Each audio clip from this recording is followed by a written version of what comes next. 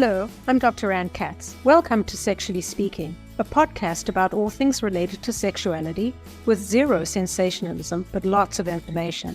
For the last 23 years, I have worked with individuals and couples who are experiencing sexual difficulties, mostly those related to cancer treatment.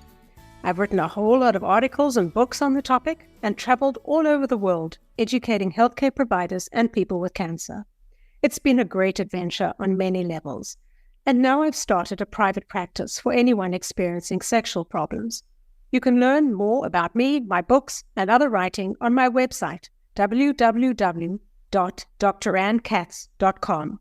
You can also email me. Counseling@drannekatz.com is the best way to contact me, and that's counseling with 2 L's. In this episode, I'm going to talk about communication. I can't stress enough how important this is to your sex life, whether you have a partner or are planning to have sex with someone new. I spend a lot of time talking to clients about why communication is so important and how some sexual problems don't need medications, but rather just talking to one's partner can solve a whole lot of problems.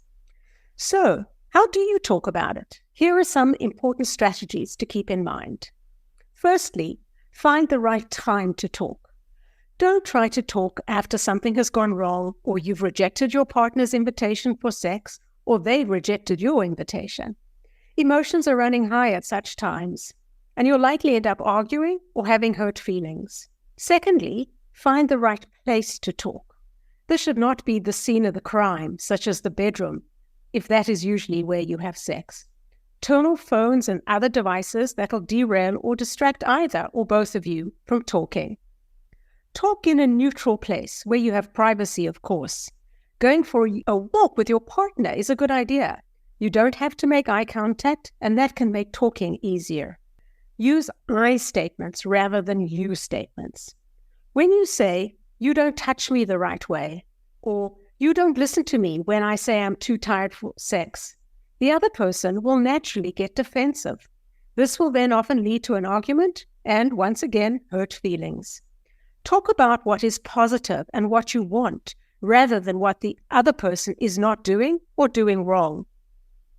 When you do talk, use concrete examples of what you want. Saying, "I like it when you touch my breasts more gently," tells your partner what to do and is more helpful than a general statement like, "Be more gentle." Talk face to face. Using texts or emails is not a good idea, because they are more likely to be misinterpreted. But if talking face-to-face seems too difficult, perhaps you can write your partner a letter after taking time to collect your thoughts and then writing them down. It's important to review what you have written, perhaps more than once, to make sure that you haven't left out anything or used language that might be confusing. And always remember to use those I statements. A sex educator named Emily Morse has published a new book called Smart Sex. In it, she talks about how couples should have regular, she suggests monthly, sexual state of the union conversations. A sexual state of the union is meant to be proactive and preventive, in that these conversations are an opportunity to reflect on what is working and what can be done to improve things. She recommends that you start by asking your partner, "What would you like to see more of in our sex life?" Or perhaps, "What can I do more of to make sex satisfying for you?" Or perhaps, "May I share something that I'd like more of during sex?" She also says that you shouldn't have this conversation when either of you is hungry, angry, lonely, or tired. This is great advice, because if you or your partner are any one of those things, a compassionate and constructive discussion is not likely. A colleague of mine, Dr. Carolin Klein, who's a registered psychologist and sex therapist and director of West Coast Sex Therapy, has the following advice. She says that many people struggle with not knowing what they want when it comes to good sex that connects you to your partner, and that's really important, that connection. The connection is the true meaning of intimacy. We often use the word intimacy as a euphemism for sex, and for me as a sexuality counselor, that tends to make things rather complicated or confusing. She says that other people know what they want, but they feel afraid, embarrassed, or ashamed to ask for it. or they just don't have the words to talk about it. How many of you listeners heard your parents talking using the correct body parts instead of euphemistic or childish terms? And was sex actually talked about in a healthy way in your family? Probably not, and that's one of the reasons why many of us feel embarrassed or ashamed to talk about it.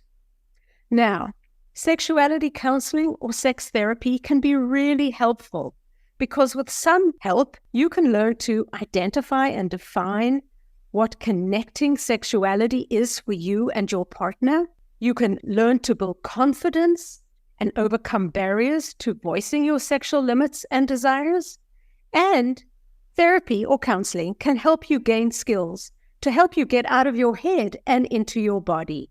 Some important topics to discuss might be a change in desire or libido, wanting to try something new, feelings of sexual rejection or always having to initiate sex, lack of emotional connection or a need for more affection, lack of sexual satisfaction, or any sexual problems. Remember, your partner cannot read your mind, so telling them what you want and need can enhance the sexual experience for both of you. And remember, humans are not dolphins or whales. Grunts and squeaks don't work for most of us. So thanks for listening. Watch out for another episode available next month.